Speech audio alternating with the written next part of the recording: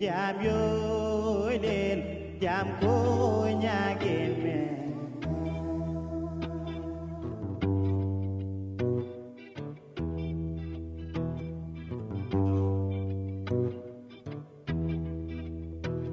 jam ko leni jam yo len jam ko nyagen me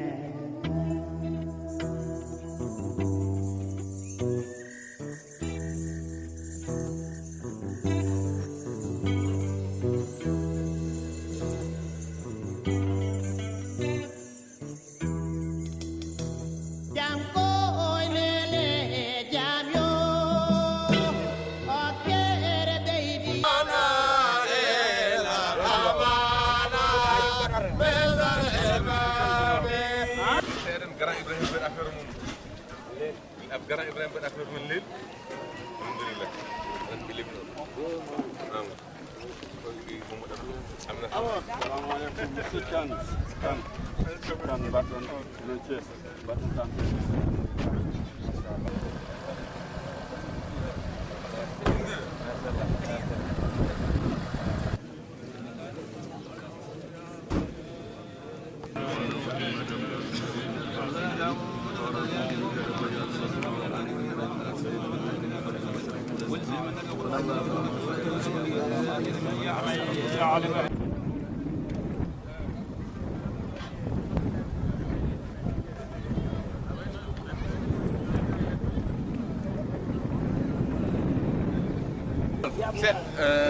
Dari permon. Ini ke bor men. Oleh gardo.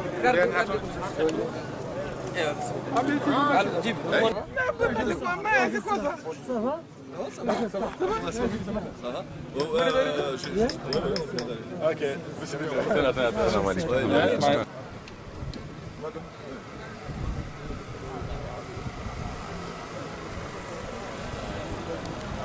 لله رب العالمين ليقرأ كل واحد منا الفاتحة بتمامها وبكمالها.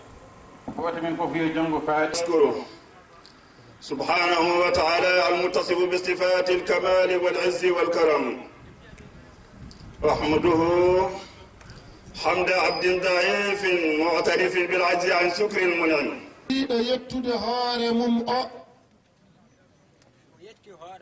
o yetti hoore makko kanko Allah subhanahu wa ta'ala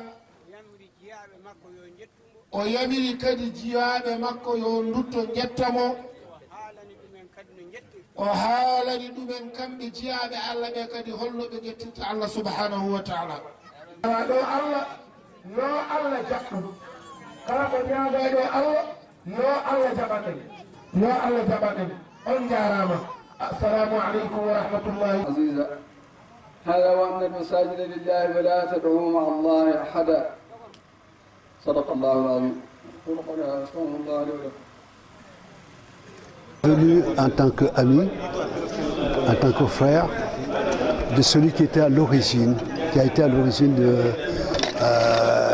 la construction de cette mosquée, de l'édification de cette mosquée, Ousmane Khan, qui a travaillé sous moi lorsque j'étais président de la BAD et je l'ai connu en ce moment-là. Et au-delà de cette connaissance au niveau professionnel, nous avons développé des rapports très importants, surtout quand j'ai quitté la banque et jusqu'aujourd'hui. Il est devenu non plus un collaborateur, comme je dis, mais un ami et un frère.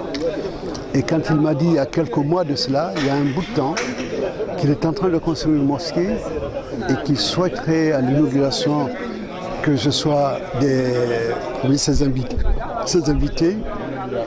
Et bien entendu, je lui ai donné ma parole et j'étais très impressionné par le fait qu'il ait pensé, qu'il pense à construire une mosquée. C'est très important dans la vie d'un homme et surtout d'un musulman. Nous avons assisté ce matin à une présentation faite par des hommes, des grands hommes religieux, et j'étais surtout impressionné de voir la diversité des gens qui présents, n'est-ce pas, des Mauritaniens de tous bords, mais aussi ce qu'on appellerait entre guillemets des étrangers qui viennent de Gambie, qui viennent de Ghana, nous venons du Sénégal, et c'est pour dire toute l'amitié que nous portons à la Mauritanie, que nous témoignons à Ousmane Khan et que nous souhaitons que cette mosquée soit le symbole de l'union ici même entre tous les habitants, frères et sœurs de cette belle communauté de Tékane, que les gens se retrouvent en harmonie, dans la paix, selon l'esprit même de l'islam. Partager la joie des populations de Tékane, participer avec eux pour cet événement important pour le village. Et je considère que c'est une infrastructure importante et utile pour la zone et en particulier pour la ville de Tékane. Merci.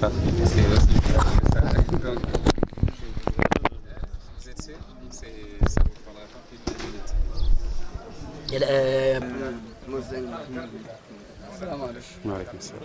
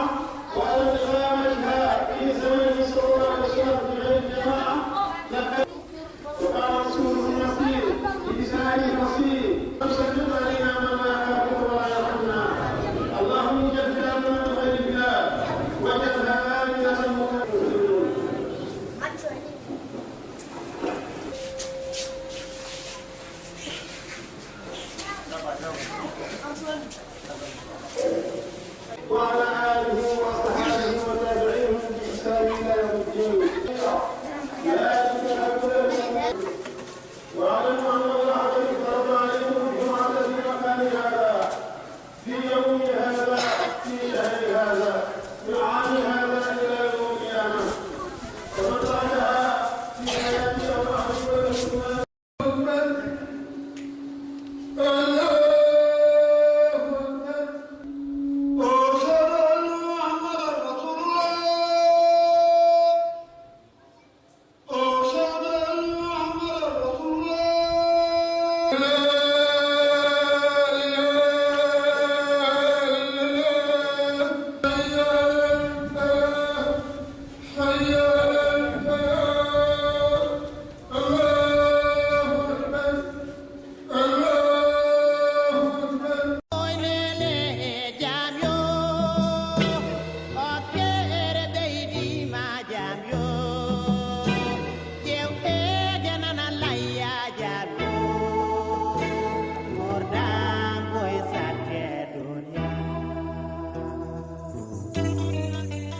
Que Dieu veille sur cette mosquée, que Dieu veille que la sakina soit dans le cœur de tous les habitants de ce pays,